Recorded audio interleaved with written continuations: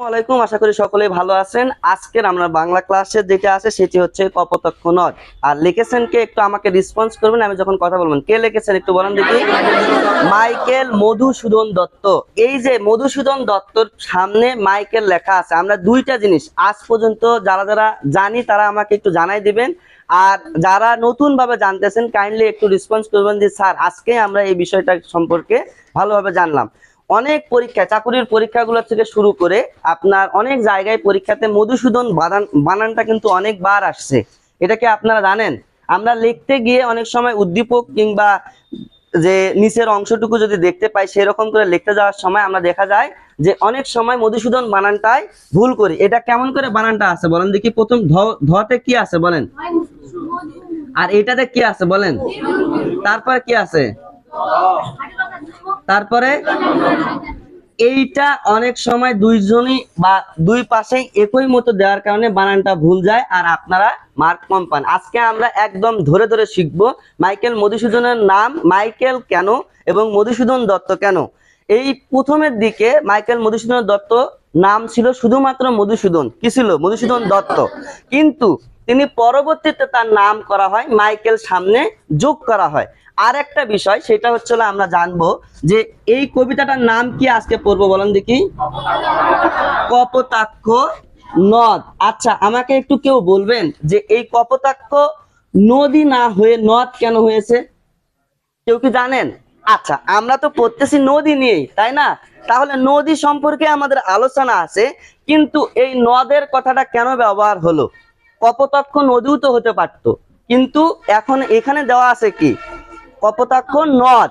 এখন বুঝবেন, এটা বিশ্লেষণ করতে গিয়ে দেখা যায় যে নদ বলতে সেটিকে বোঝায় যেটির কোনো শাখা নদী কিংবা উপশাখা নেই, যে নদীটা সরাসরি প্রবাহ হয়ে চলে গেছে একদম সাগরের দিকে, এটার কোনো শাখা নদী কিংবা উপনদী নেই। আর যদি নদী হয় তাহলে নদটা হচ্ছে পুরুষবাচক শব্দ আর নদী হচ্ছে নারীবাচক শব্দ। নদী তাদেরকেই বোঝায় বা সেগুলোকে বোঝায় যেগুলো হচ্ছে শাখা নদী কিংবা উপনদী আছে, যেগুলোর সাথে একটা নদী যমুনা নদী বের হয়ে গেছে, তার শাখা প্রশাখা বের হয়ে তারপরে বঙ্গোপসাগরে মিশছে। আর এই কপোতাক্ষ নদ এই কারণেই বলা হয়েছে যে কপোতাক্ষ নদীর কোনো শাখা নদী নেই, এটা সরাসরি কোথায় গিয়ে লাগছে, একদম সাগরে গিয়ে লাগছে। এখন আমাদের যে কোশ্চেন গুলো বারবার আসে, আমাকে স্যার বলে দিয়েছে যে আপনারা সবাই এটি অনেকবার পড়ছেন না, অনেকবার পড়ছেন। এই কারণে আমাকে শুধু জাস্ট রিক্যাপ ক্লাসটা পুরোপুরিটা কিভাবে পড়ছি, এর আগে অনেকবার 9-এ ক্লাস করছি, ক্লাস 10-এ ক্লাস করছি, এরপরে আমরা 2-3 বার করে শেষ করছি। এখন প্রস্তুতি ব্যাচে সামনে একটা টেস্ট, প্রি টেস্ট পরীক্ষা দিছি। এরপরে আমাদের এখন আসতেছে জাস্ট শেষবারের মতো চোখ বুলিয়ে যাওয়ার মতো অবস্থান। কি কি জায়গা থেকে প্রশ্ন আছে সেই জায়গাগুলো আমরা আজকে দেখব। এইখানে কপোতাক্ষ নদটা লিখেছেন কে বলেন দেখি, মধুসূদন দত্ত। তো এই মাইকেল মধুসূদন দত্ত সম্পর্কে আমাদের প্রথমে জানতে হবে যে বারবার কোশ্চেন গুলো আসছে মাইকেল মধুসূদন দত্ত। এখন এই মাইকেল মধুসূদন দত্ত দেখা গেছে যে সবগুলো আমরা যেটা পড়বো সেটার প্রথমেই মনে রাখবেন, বাংলা পড়তে গিয়ে যে কবি কিংবা লেখক আছে তার জন্ম এবং মৃত্যু সালটা সবার আগে আমাকে মনে রাখতে হবে। ইনি জন্মগ্রহণ করছে কবে সেটা বলতে পারবেন? কতই জানুয়ারি বলতে পারেন? 25 জানুয়ারি। আর তারিখটা কত, সালটা কত? 1824 সালে জানুয়ারি মাসে 25 জানুয়ারিতে জন্মগ্রহণ করেন এবং তিনি মৃত্যুবরণ করেন কবে? 29 জুন।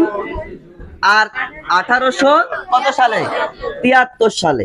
তার মানে আমরা জানি যে মাইকেল মধুসূদন দত্ত জন্মগ্রহণ করে 25 জানুয়ারি 1824 সালে এবং মৃত্যুবরণ করে 29 জুন 1873 সালে। তাহলে মধুসূদন দত্তর নামের সামনে আমরা জানি যে এইখানে মাইকেলকে নিয়ে কথা বলতে গেলে একটু সমালোচনা আসেই, তাকে বলাই হয় যে সামান্য পরিমাণে একটু কুখ্যাত। কেন? সেটার পিছনে কারণ আছে। সবাই তো বলে বিখ্যাত নিয়ে সবাই সমালোচনা, কিন্তু ইনাকে নিয়ে অনেক জায়গায় সমালোচনা আছে। ইনি সেই ব্যক্তি যিনি কিনা নিজের দেশের সমস্ত কিছু মমত্ব বোধ ছেড়েও নানানটা চিন্তা ভাবনা করে ভেবেছিল যে ইংরেজি সাহিত্যের প্রতি অনুরাগ বেশি ছিল এবং তিনি ভেবেছিলেন যে ইংরেজিতে অনেক কিছু করব এবং নানান চিন্তা ভাবনা রাখবো। কিন্তু তিনি পরবর্তীতে বাস্তবতা বুঝতে শেখেন এবং ইনি ইংরেজিতে অনেক কিছু করার জন্যই প্রথমে খ্রিস্ট ধর্ম গ্রহণ করেন। খ্রিস্ট ধর্ম গ্রহণ করেন কত সালে বলেন দেখি? 1843 সালে তিনি ধর্মে দীক্ষিত হন এবং নামের সামনে কি লাগায়? মাইকেল লাগায়। এইটা অনেকবার কোশ্চেন আসছে যে তিনি কত সালে খ্রিস্ট ধর্ম গ্রহণ হন বা দীক্ষিত হন। তাহলে কত সাল দেবো আমরা বলেন দেখি? 1843 সালে। তারপর মধুসূদন দত্তের সামনে বা প্রথমের দিকে মাইকেল নামটা যুক্ত হয় কত সালে? 1843 সালে। তার মানে আমরা বুঝতে পারলাম এখানে তিনটা জিনিস, যে তিনটা জিনিস, একটা সাল আছে জন্মগ্রহণ, আর একটা সাল আছে মৃত্যুবরণ, আর একটা সাল আছে কি, যিনি খ্রিস্ট ধর্ম কখন গ্রহণ করেন। এখন আরেকটা বিষয় বলে রাখি, মাইকেল মধুসূদন দত্ত ছোট গল্প আর উপন্যাস ব্যতীত সমস্ত কিছুর মানে বাংলা সাহিত্যের যে আধুনিকতার ছোঁয়া নিয়ে আসছেন তিনি হচ্ছে মাইকেল মধুসূদন দত্ত। তার লেখা অসাধারণ, একদম অমায়িক লেখা, যার কারণে তিনি যে কাজগুলো করছেন বাংলা সাহিত্যে প্রথম প্রথম প্রথম সবগুলোর প্রথম করছেন। প্রথম মহাকাব্য রচনা করেন মাইকেল মধুসূদন দত্ত। এটা অনেকবার কোশ্চেন আসছে। মেঘনাদ বধ কাব্য কে লিখেছেন? তার প্রথম মহাকাব্য কি কাব্য? যদি বলা হয় মহাকাব্যর জনকের নাম কি, তাহলে কি দিবেন? কারণ তিনি যেটা লিখেছেন সেটার নাম কি বলেন দেখি? মেঘনাদ বধ কাব্য, এইটা তিনি লিখেছেন। এখন এই মহাকাব্য ছাড়াও তিনি আরো কিছু লিখেছেন প্রথম, সেটি হচ্ছে কি, তিনি নাটক তৈরি করেন প্রথম, শর্মিষ্ঠা। কি শর্মিষ্ঠা নাটকটাও তার প্রথম। মানে তিনি যে জিনিসটাতে হাত দিয়েছেন, যে কাজটা করছেন, কারুপুণ্য দিয়ে করছেন, অসাধারণ ভাবে উপস্থাপনা করছেন এবং সেটি সার্থকভাবে প্রকাশ পেয়েছে বাংলা সাহিত্যে। তার কার্যক্রমের মধ্যে প্রথমের যে কার্যক্রমটা সেটি একটু পরবর্তীতে ভুল বুঝে ফেরত আসার মতো। কেমন? যে প্রথমে তিনি ভাবছিলেন যে আমি ইংরেজি সাহিত্যে দীক্ষিত হয়ে ইংরেজিটাকে মনোপুত করে ইংরেজি সাহিত্যের নানান কিছু করব। কিন্তু যখন তিনি ফ্রান্সে যান, যাওয়ার পরে তিনি বুঝতে পারেন যে অনেকেই বাহবা দেয়, সবাই বলে যে না অনেক সুন্দর হয়েছে, হাততালি দেয়, সবাই বলে না ঠিক আছে আপনি অনেক অসাধারণ লেখা লেখেন, কিন্তু তার যে মনের ক্ষুধা সেটা কিন্তু তিনি মিটাইতে পারেন নাই। কারণ তার বাংলার প্রতি যে ভালোবাসা বা বাংলাদেশের প্রতি যে ভালোবাসা সেটি তিনি বিরলে, নিভৃতে, স্বপনে এবং বাস্তবেও সব সময় এই ফিলটা করছেন যে আমার বাংলার প্রতি আলাদা একটা মমত্ব বোধ আছে। তো সেই জায়গা থেকে তিনি মহাকাব্যের জনক মাইকেল মধুসূদন দত্ত। তার মহাকাব্যের নাম কি? মেঘনাদ বধ কাব্য। সবাই একসাথে বলে কি কাব্য? তার নাটকের নাম কি? শর্মিষ্ঠা। এবং এছাড়াও তিনি আরো কিছু লিখেছেন। ট্রাজেডি নাটক ছিল কৃষ্ণকুমারী। কি কুমারী? কৃষ্ণকুমারী। এইটাও তার প্রথম। মানে উনি যেগুলো কাজ করছে সবগুলোই প্রথম প্রথম, মানে বাংলা সাহিত্যের আধুনিকতার ছোঁয়া নিয়ে এসে প্রথম যে কাজগুলো করছে এই মাইকেল মধুসূদন দত্ত। ইনি যে কাজগুলো করে রেখে গেছেন আমাদের জন্য, বলা হয়েছে যে মাইকেল মধুসূদন দত্ত যদি পুরো শ্রমটা আমাদেরকে আরো দিত তাহলে বাংলা সাহিত্যের একদম রত্ন ভান্ডার আমরা পেয়ে যেতাম। কিন্তু তিনি প্রথমের দিকে যে কাজটা করেন 1843 সালে গিয়ে কি ধর্ম গ্রহণ করে? খ্রিস্ট ধর্ম গ্রহণ করে এবং পরবর্তীতে তিনি সেখানেই ছিলেন। এরপরে আমাদের তিনি কবিতাটা লিখছেন কপোতাক্ষ নদ। এখন তিনি কবিতাটা লেখার সময় কোথায় ছিলেন বলেন দেখি? ফ্রান্সে ছিলেন। মানে উনি লিখছেন বাংলাদেশকে নিয়ে। বাংলাদেশের তিনি জন্মগ্রহণ করেন যশোর জেলার সাগরদাড়ি গ্রামে। আর এই কপোতাক্ষ নদটা কোথায়? ওই সাগরদাড়ি গ্রামের পাশ দিয়েই চলে গেছে। এখন আপনাদের অনেকের অনেক স্মৃতি আছে না, অনেক কথা আছে। আপনি যে জায়গায় জন্মগ্রহণ করেন, যেমন ঢেবা ব্রিজের পাশে যার বাসা, এইখানে কি নদী এটা বলেন দেখি? কি নদী? ঢেপা নদী। এটা কিন্তু সামনে গিয়ে আর একটা নদী আছে, কি নদীর সাথে মিলিত হয়েছে বলেন দেখি? খানসামায় গিয়ে কি নদীর সাথে মিলিত হয়েছে? আত্রাই নদীর সাথে। এইটা দুইটা ওইখান থেকে আসার পর দেখবেন যে এই যে আপনার সামান্য একটু এই সুইচ গেট থেকে একটু সামনে গিয়ে এই পাশে একটা মোড় নিচ্ছে আর ওই পাশে একটা আসছে, ওইখানে আবার দুইটা নদী একত্রিত হয়েছে। তো এইরকম নদী হবে একত্রিত, নদের কোনো একত্রিত কিছু নাই। তাহলে কপোতাক্ষ নদ এই জন্যই বলা হয়েছে। এখন বোঝা যাচ্ছে যে কপোতাক্ষ নদটা তিনি বিদেশে বসে ভাবছেন। আমরা যেখানে থাকি স্মৃতি কথাগুলো আমাদের সব সময় মনে পড়ে, আমাদের শৈশব সব সময় আমাদেরকে টানে, আমাদের ফ্যামিলি, আমাদের পরিবার, আমাদের জায়গা। আমরা বেলা শেষে দেখা যায় যে চাকুরি অনেক জায়গায় করতেছি, অনেক জায়গায় করি, পড়াশোনার তাগিদে অনেক সময় বাইরে থাকি, আমাদের গ্রাম ছেড়ে অনেক শহরে যাই, কিন্তু দিন শেষে রাতের বেলা যখন ঘুমাই পড়ি মনে হয় যে ছোট্টবেলার খেলার সাথী কই, মনে হয় যে ওই পাশে গেলেই আমার ভালো ছিল, কিংবা বাড়ির কোনো পুরাতন স্মৃতিগুলো আমাদের মাঝে মধ্যে মনে পড়ে যায়। ঠিক সেই রকম মাইকেল মধুসূদন দত্ত ফ্রান্সে বসে ভাবছেন কপোতাক্ষ নদকে, এবং তিনি এই কথাগুলো বলেছেন যে এইখানে একটু আর একটা বিষয় বলে রাখি যে কপোতাক্ষ নদটা নিয়ে, কপোতাক্ষ নদটা বলা হচ্ছে যে সনেট কবিতা। কি কবিতা? এইটারও আবার জনককে মাইকেল মধুসূদন দত্ত। মজার বিষয় হচ্ছে যেইগুলো প্রথম সেইগুলো জনক হলো মাইকেল মধুসূদন দত্ত। আবার ছোট গল্পের জনক লিখেন না। ছোট গল্পের জনকের নাম কি বলেন দেখি? রবীন্দ্রনাথ ঠাকুর। গুড, রবীন্দ্রনাথ ঠাকুর। এখন এই সনেটটা কি সেটা আমরা জানবো। এইটাও অনেক সময় এমসিকিউ আসে বা বড় প্রশ্নেও আসে। সনেট কি? সনেট হলো সেই কবিতা যাকে মোট 14 লাইন থাকে। কয় লাইন? 14 লাইন থাকে। এবং আমরা একটু একটা মুছাই দেই, ডাস্টারটা কোথায় আছে? আচ্ছা, মোট কত লাইনের থাকে বলেন দেখি? 14 লাইনের থাকে। তাহলে সনেট কত লাইনের হয়? 14 লাইনের। এবং এটা দুই ভাগে বিভক্ত। কয় ভাগে বিভক্ত? দুই ভাগে বিভক্ত। লাইন কতটি? 14টি। সনেট হচ্ছে লাইন 14টি এবং মাত্রাও 14টি। কয়টি মাত্রা? এইটা একটু অন্যরকম। এইটা অমিত্রা অক্ষরের ইনি যে মাত্রাটা লিখেছেন এর সাথে অনেক গভীরভাবে চিন্তা করা হয়। কারণ সনেট লিখতে গেলে সব সময় ভেবে চিন্তে লিখতে হয়, লাইনের পর লাইন মিলাইতে হয়। অন্য কবিতার যেভাবে আমরা মন চাইলে লিখতে পারি, সনেট ওইভাবে লিখতে পারি না, যার কারণে অনেকেই সনেট লেখেনি নাই। সনেটটার আলোচনা অন্যরকম, কারণ লাইন রাখতে হবে 14টি, আবার মাত্রাও রাখতে হবে কয়টি? 14টি। এবং এইটাকে দুই ভাগে ভাগ করা হয়। কয় ভাগে? দুই ভাগে। প্রথম 8 লাইন আছে এবং পরের কয় লাইন? 6 লাইন। এই প্রথম 8 লাইনকে বলা হয় কি? অষ্টক। কি বলা হয়? আর শেষের 6 লাইনকে কি বলা হয়? ষষ্ঠক। প্রথমেরটা 8 লাইনটা অষ্টক, আর শেষের 6 লাইন কি বলা হয়? ষষ্ঠক। তাহলে এই দুইটা মিলে কয়টি? 14টি লাইন। এখন এখানে বলা হয়েছে যে এই 14 লাইনের যে বিষয়টা আছে, এই 14 লাইনে প্রত্যেকটার মাত্রা এভাবে একটা ঢং লেখা আছে এখানে, যে ক খ ক খ, ক খ খ ক, গ ঘ গ ঘ গ ঘ। তাহলে এইখানকার যে সিস্টেমটা দেওয়া আছে এটা সম্পর্কে আমরা জানবো। ক খ কেন, খ খ কেন, খ খ কেন, কেন হলো এটার বিষয়টা, এটা আমরা আগে অর্থগুলো জানি। কবিতাটা আমরা সুন্দর করে যে টপিকস গুলো বলছে এখান থেকেই অনেক এমসিকিউ আসছে। আমরা এখন প্রতিটা লাইনের অর্থ জানবো।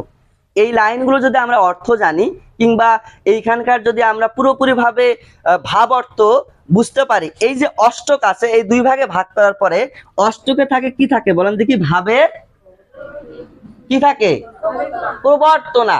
আর এই ষষ্ঠকে থাকে কি? পরিণতি। পরিণতি কি থাকে? তাহলে প্রথমের 8 লাইনে থাকে ভাবের প্রবর্তনা। আচ্ছা, এখন বোঝেন প্রবর্তনা কি আর পরিণতি কি। আপনাদের এই যে কয়েকদিন পরে আপনারা যে এসএসসি পরীক্ষা দিবেন, এই কয়েকদিন পরে আপনাদের একটা বিদায় অনুষ্ঠান হবে না? আচ্ছা, এখন আপনাদের সাথে কেউ একজন গেছে, গেস্ট হিসেবে গেছে, যাওয়ার পরে সে স্কুলে যাওয়ার পর দেখতেছে যে স্কুলটা অনেক সুন্দর করে সাজানো হয়েছে, অনেক সুন্দর করে রাখা হয়েছে। তো দেখা গেছে যে এই সুন্দর করে সাজানো গোছানো এবং রাখানো হয়েছে, সে কিন্তু মনে মনে ভাবতেছে এখানে একটা অনুষ্ঠান আছে, কিন্তু কি অনুষ্ঠান আছে সেটা কিন্তু সে ভাবতে পারতেছে না। আমরা সচরাচর যে কোনো জায়গায় যাই, বিয়ে বাড়িতে অনুষ্ঠানে গেলাম, যাওয়ার পর দেখলাম যে সামনে একটা বিশাল গেট আছে, কিন্তু আমরা ভিতরে কি অনুষ্ঠান হচ্ছে ভিতরে যাওয়া পর্যন্ত বুঝতে পারলাম না। বাইরে থেকে বুঝতে পারলাম যে অনুষ্ঠান হবে, ভিতরে যাওয়ার পরে আমরা দেখতেছি বিদায় অনুষ্ঠান কিংবা বিবাহ বার্ষিকী কিংবা অ্যানিভার্সারি, যেটা অনুষ্ঠান আছে সেটা দাওয়াত আমি পাইছি। তো প্রথমের দিকে যেটা হবে সেটা হচ্ছে হলো কোনটা? ভাবের প্রবর্তনা। মানে আপনি যে মনে মনে ভাবেন, মানে মনে মনে ভাবতেছেন যে এই বিষয়গুলো, আর শেষে গিয়ে দেখলেন যে ও এটাই তো হলো পরিণতি। ঠিক আছে? তো উনি বলেছেন যে 8 লাইনে এই অষ্টকে লেখছে ভাবের প্রবর্তনা এবং ষষ্ঠকে গিয়ে ভাবের পরিণতিটা দিছে। আমরা এখন এই 8 লাইন আর 6 লাইনের অর্থগুলো, মর্মার্থ যেগুলো লাইন লিখেছেন তার অর্থগুলো যদি আমরা খুঁজে বের করি, এখানে যে জিনিসটা বলা আছে, সতত হে নদ তুমি পরম ওর মনে, সতত তোমার কথা ভাবিয়ে বিরলে। এই যে 2 লাইনের কথা বলা হয়েছে, সতত মানে সর্বদাই। কতক্ষণ? সব সময়। সর্বদাই কতক্ষণ? সব সময়। হে নদ, হে নদ বা নদী বোঝাচ্ছে তুমি পরম ওর মনে, কোথায় মনে পড়ো? আমার মনে পড়ো, সব সময় তুমি আমার মনে পড়ো, সতত তোমার কথা ভাবিয়ে বিরলে। সব সময় আমি যখন মনেও থাকি, একটা কাজের মধ্যেও থাকি, সব সময় তোমার কথাই আমি ভাবি। এরপরে বলছে সতত যেমতি লোক নিশার স্বপনে শোনে মায়া মন্ত্র ধ্বনি তব কলকলে। যেমন করে মানুষ স্বপ্নে দেখে নিশার স্বপনে, মানে কি রাতের বেলা যখন ঘুমায়, ঘুমের মধ্যে স্বপ্ন দেখে, সেই রকম করে শোনে মায়া মন্ত্র ধ্বনি তব কলকলে, মানে আমি তোমার যে ঢেউয়ের যে শব্দটা আছে সেটা আমি মন্ত্র ধ্বনির মতো আমার কানে পাই। এরপরে বলছে জুড়াই এ কান আমি ভ্রান্তির স্মরণে, আমি পাচ্ছি না, আমি কখনোই তোমার ধ্বনিটা আমার কানে আসতেছে না, কিন্তু আমি মনে মনে ভুল বুঝছি, মানে মনে মনে ভ্রান্তির স্মরণ, আমি নিজেকে ভোলানোর চেষ্টা করতেছি যে না আমি শুনতে পাচ্ছি, আমি শুনতে পাচ্ছি। মনোমুগ্ধকর একটা পরিবেশ নিয়ে আমি বলতেছি যে না আমি শুনতে পাই, তোমার ঢেউ উঠতেছে, তোমার কলধ্বনি, আমি কাজ করতেছি, তোমাকে খুব পরিমাণ মিস করতেছি। এরপরে বলছে বহু দেশ দেখিয়াছি বহু নদ দলে, কিন্তু স্নেহের তৃষ্ণা মিটে কার জলে।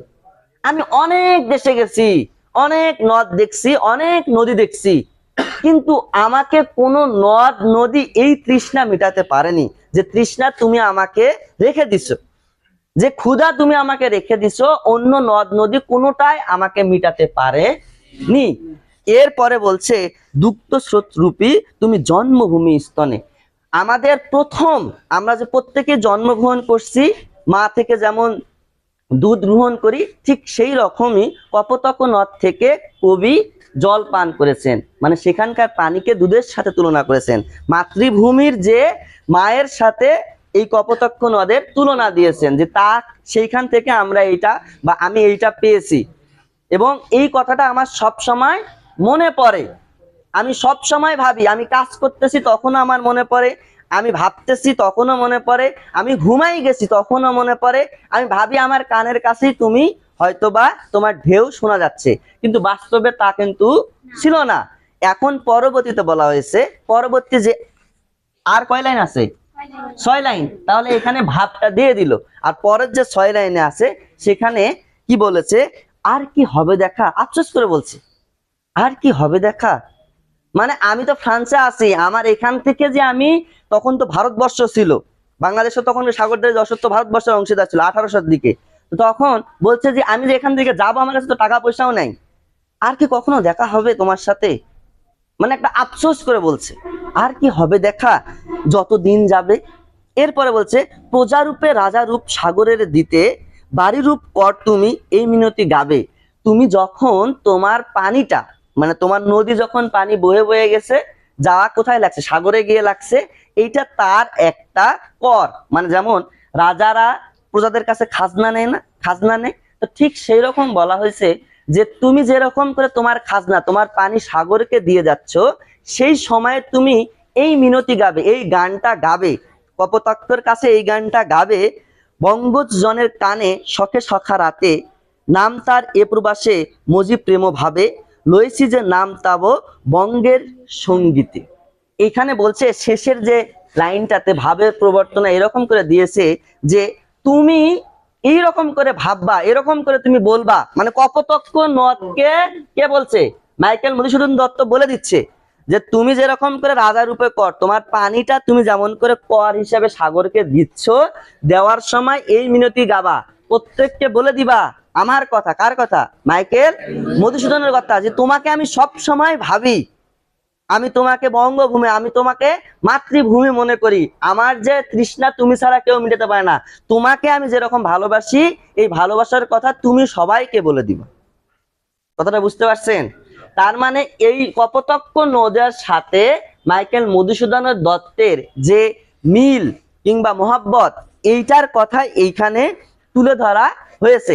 এখন কোশ্চেন হচ্ছে, অনেক সময় আমরা আজ পর্যন্ত অনেক ক্লাস করছি, অনেক সময় আমরা বোঝার চেষ্টা করিনি এই জিনিসটা, কেমন জিনিসটা বলা হয়েছে যে প্রথম কি অষ্টকে গিয়ে বলা হয়েছে, যেটা ঢং হচ্ছে ক খ, আবার বলা হচ্ছে ক খ, আবার বলা হচ্ছে ক খ খ ক, পরের এটা এইখানে কটা আছে, 4টা, আবার 4টা, 8টা হয়ে গেছে, 8টা লাইন হয়ে গেল না। এর পরের লাইনটা আবার কেমন করে মিলছে, কি দিছে বলেন দেখি, তারপরে কি বলছে আপনারা একটু বলেন, কোথায় আছে বলেন, দেখেন ওখানে কি বলছে। পরেরটা পাইছেন কি? গ ঘ আবার কি গ ঘ। আচ্ছা আপনাদের আর এইটাকে এখন বোঝেন যে এটা কেন দেওয়া হয়েছে। এটা হচ্ছে হলো মাত্রা। এই মাত্রাটাতে একটা জিনিস বলেন, এখানে বলছে সততা হে নথ তুমি পরমর মনে। কোথায় বলেন দেখি, কোথায় পড়ে? সবার শেষের কথাটা কি বলেন কি? আচ্ছা এর পরের লাইনে শেষের কথাটা কি বলেন দেখি? বিরলে। কোথায়? না কার বলে? আরেকবার বলেন। আচ্ছা কারণ না, বিরলে। আচ্ছা এর পরের লাইনটা দেখেন তো কি আছে? হ্যাঁ সবার শেষের লাইনটা কি আছে? স্বপনে।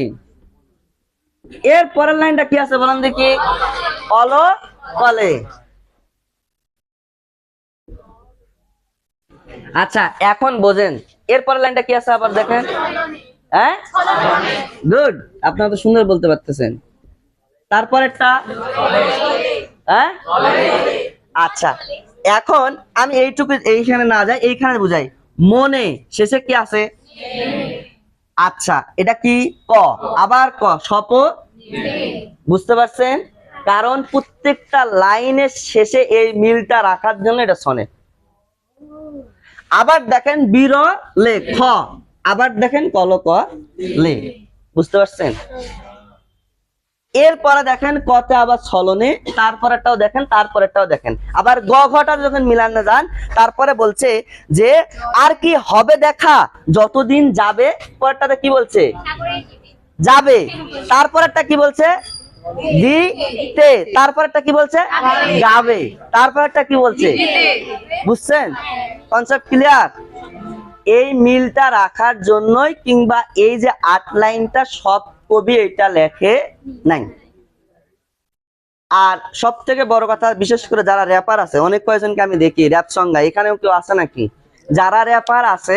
আমি বীরগঞ্জের অনেক কটা ছেলেকে দেখি যে অনেক জায়গায় গান বলে, অনেক সুন্দর সুন্দর গান বলে।